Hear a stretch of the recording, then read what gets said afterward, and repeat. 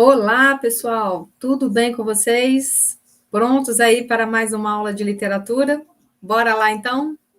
Bem, na aula de hoje nós vamos tratar sobre a prosa romântica brasileira.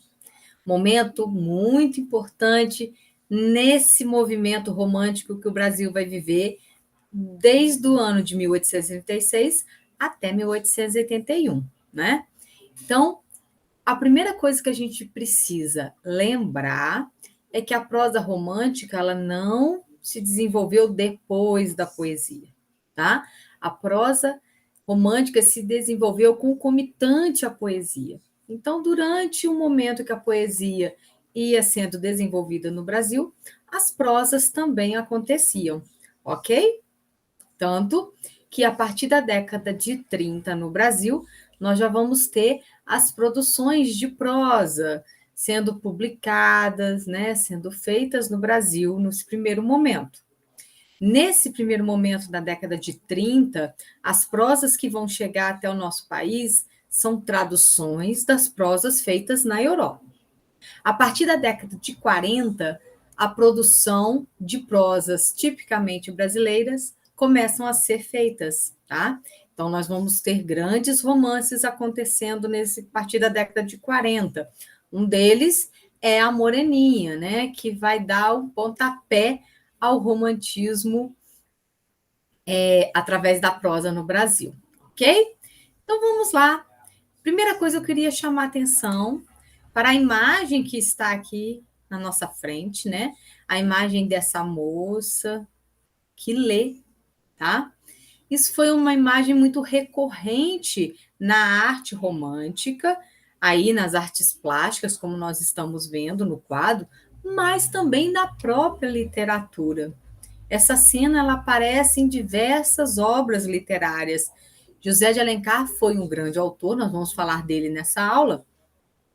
Ele foi um dos autores que colocou diversas personagens lendo seus livros dentro dos seus próprios livros, tá? É importante a gente chamar atenção para isso, porque a prosa romântica ela ajudou a desenvolver a leitura no país, e principalmente a leitura feminina, tá? Foi a partir aí dos romances publicados no século XIX, dentro do romantismo, que a mulher começou aí a ter desejos, a querer ser alfabetizada, e claro, né, vai se tornar o principal elemento de entretenimento para essas pessoas, ok? Então vamos falar um pouco mais da prosa. Como eu coloquei para vocês, vai se iniciar no Brasil a partir de 1830, né, com os romances estrangeiros. Então, os primeiros romances aí vão começar a aparecer como traduções, que vêm da Europa para cá, tá? E aí, claro, não poderia ser diferente, as histórias que vão ocorrer nesses romances são histórias bem melodramáticas, né? E com, claro, finais felizes. Mas nem sempre se faz final feliz nas prosas românticas. A gente vai falar disso também. Há finais trágicos, tá? Mas as pessoas se encantavam com essas histórias melodramáticas, essas histórias de amor, né, de batalhar para poder ficar junto, né? Todo os obstáculos que os casais dentro dos romances precisam vencer para poderem ficar juntos. Isso encantava o público.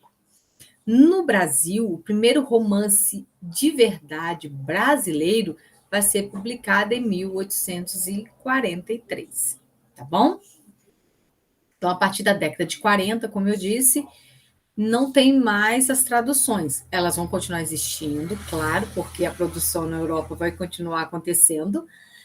Elas continuam sendo traduzidas no Brasil, porém, agora entram também os autores brasileiros com as suas histórias brasileiras representando o Brasil. Aquela ideia, pessoal, de nacionalismo, de identidade nacional, né, de criar uma identidade brasileira, permanece também nas obras prosas do romantismo.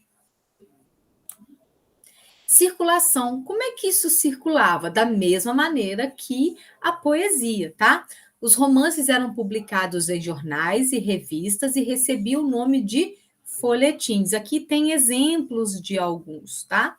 Os autores escreviam, publicavam nos jornais e revistas a sua história. E aí, claro, cada história tinha um tempo de publicação, geralmente era semanal. Então, toda semana saiu um capítulo desse romance. Por isso que muitos deles demoravam meses para sair na íntegra. Por exemplo, Memórias Póstumas de Brás Cubas, que vai ser uma obra realista, né, de 1881, demorou 9 meses para ser publicada na íntegra. Então, os autores aproveitavam dos jornais para publicar sua obra, ok? No Brasil, manteve-se a estrutura do folhetim estrangeiro, como eu disse, eles não deixaram de existir. Vai se manter a publicação dos folhetins estrangeiros também, mas juntamente agora com a literatura brasileira. O público consumidor, claro que vai ser a elite, eram aqueles que sabiam ler e escrever, que era apenas uma pequena porcentagem da população. De homens brancos, apenas 18% da população sabia ler e escrever. Dos negros escravizados, 15% tinham esse conhecimento. Então, geralmente, quem lia era o público branco, porque eles compravam o jornal, né? Mas não quer dizer que também o público escravizado não tivesse esse acesso, muito menos, mas poderia acontecer, tá bom? Quais foram os benefícios da prosa romântica, né, no Brasil? Primeiramente, o entretenimento, né? Como eu coloco aqui para vocês novamente, essa imagem da figura feminina lendo, né? Você tem que pensar que as mulheres não trabalhavam, as mulheres da elite, aquelas que tinham dinheiro, né? As sinhás, elas ficavam em casa, cuidando dos filhos, da família, né? Coordenando a casa. Então, muitas das vezes ficavam sem ter o que fazer mesmo, né? A não ser tocar um piano, fazer um crochê, fazer um tricô. Então, para além disso, surge a leitura. A leitura vai ser esse universo que se abre para essas mulheres. Então, estimulou muito a leitura feminina e familiar. Tá? As mulheres, então, se reuniam para ler. José de Alencar fala, né, que na sua família as mulheres não sabiam ler e escrever. Não sabiam, mas eram encantadas pelas histórias. Então, convidava José de Alencar para sentar ao centro da sala e ele fazia a leitura para as mulheres. Então, ele tinha um lugar reservado para ele, era convocado para isso. Só que aí vocês têm que imaginar que nem sempre o esposo, né, o marido, o filho, o irmão vai estar disposto a fazer essas leituras.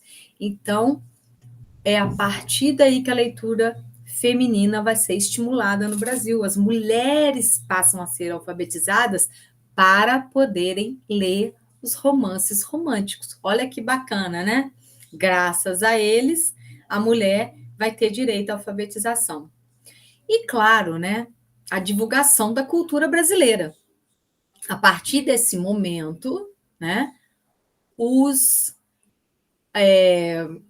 autores eles vão criar também elementos nacionais para divulgar a cultura através da prosa romântica. Assim como aconteceu na poesia, vai acontecer na prosa. Ok, meninos? Então, a gente tem essa ideia, né, do cenário, da cultura brasileira e a estimulação da leitura feminina. Principais características que nós vamos encontrar nos romances românticos. O romance romântico, mais do que a poesia, ele queria responder e atender ao questionamento sobre a identidade nacional. Isso aqui é uma coisa muito importante que vocês precisam guardar, tá? A poesia tem essa característica, principalmente a poesia da primeira geração, que é aquela poesia nacionalista, indianista, que nós já conversamos, tá? Mas o romance romântico ganha um espaço maior nessa identificação nacional. Por quê? Porque são prosas, são histórias, são muito mais descritivas, então pode explorar muito mais desses elementos. A prosa tinha o intuito de redescobrir o Brasil, tá vendo? Trazendo à tona e reconhecendo todos os espaços que o compunham. Então, é possível descrever esses espaços, é possível descrever os costumes, a elite brasileira, né? E, a partir disso, vai se montando essa identidade cultural. Era comum a presença do flashback, muito comum isso na prosa romântica, falar do passado, né? Voltar ao passado, recordar algumas memórias, trazer à tona alguns eventos dentro da própria obra, tá? Para quê? Para explicar algo que está acontecendo no presente. Então, é uma característica muito comum no romantismo.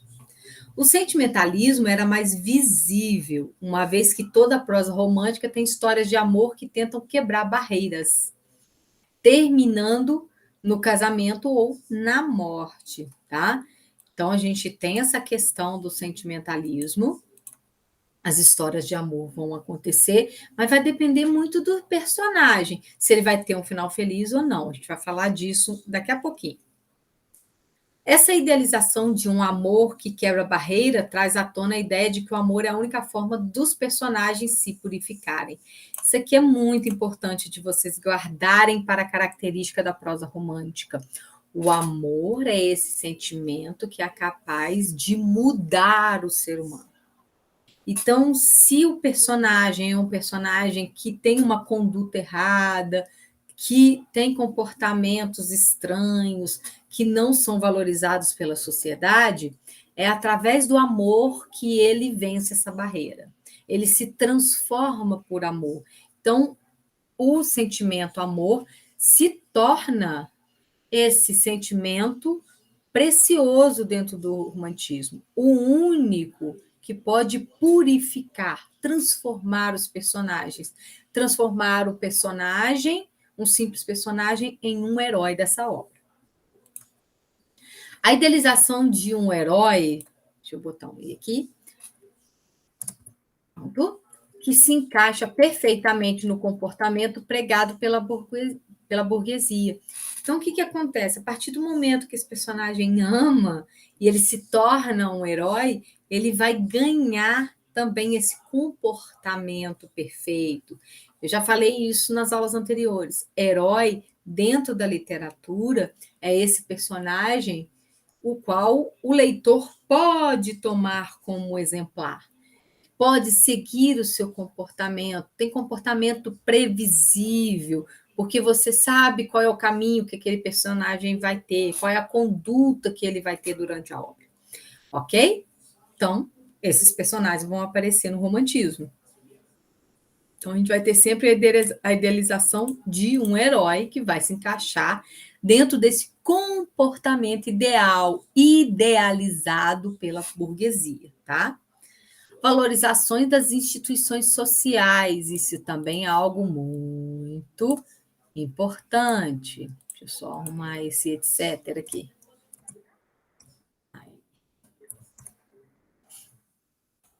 Tá? É muito importante a gente pensar nisso. Então, os personagens, eles vão passar por essas instituições.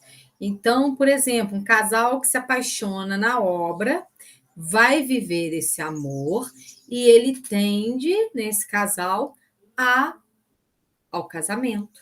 Então, há a valorização do casamento, por isso os finais felizes, por isso o casal que vai se casar no final da obra, constituir família, tá? A religião, aquele casal que se volta para Deus, né? Para as questões religiosas, isso tudo aparece na obra romântica, tá? Então, essas instituições sociais são extremamente valorizadas no romantismo. O conflito narrativo na prosa romântica também trazia a postura idealista e o desejo de justiça e moral.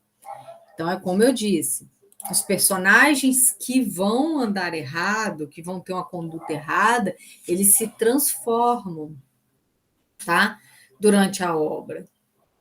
E aqueles que não se transformam, eles vão passar por essas questões da justiça, da moral, se debate esses comportamentos na sociedade. O sentimento das personagens e os conflitos desses são mostrados na prosa, e há também uma ideia muito forte do bem, do mal, da verdade, da mentira, da moral, da imoral. Então, essas dualidades aparecem através do comportamento dos personagens, ok? Personagens que fogem à conduta determinada pela sociedade são punidas. São punidas geralmente com a morte, elas acabam morrendo na obra.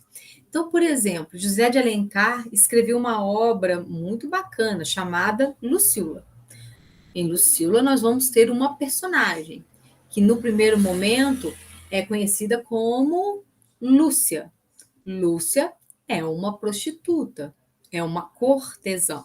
Então, ela vai ter essa vida que, moralmente, socialmente, vai ser condenada, né? Então, Lúcia não é essa pessoa que a gente pode tomar como herói. Mas por que ela se torna a heroína da obra? Porque a Lúcia vai se apaixonar. Então, tem aquela questão da purificação do amor. Lúcia se apaixona por um homem, né, chamado Paulo, um homem simples, muito ingênuo, né? Ele também se apaixona por ela, e eles vão tentar ficar juntos. Claro que vão existir vários conflitos durante a obra, impossibilitando que eles possam concretizar o amor. O que acontece no final? No final, a Lúcia ela é punida pelo estilo de vida que ela levou. Apesar dela ter se modificado, dela ter se apaixonado e se modificou por amor, ela teve durante toda a vida uma conduta socialmente condenável. Ela era prostituta. Então, como no final da obra, o autor José de Alencar vai casar essa personagem. Ele não podia fazer isso, porque a prosa romântica ela também tinha essa função didática de ensinar as pessoas o bom comportamento, tá? Ensinar os leitores como se comportar, como deve ser o comportamento de uma moça, como deve ser o comportamento de um rapaz.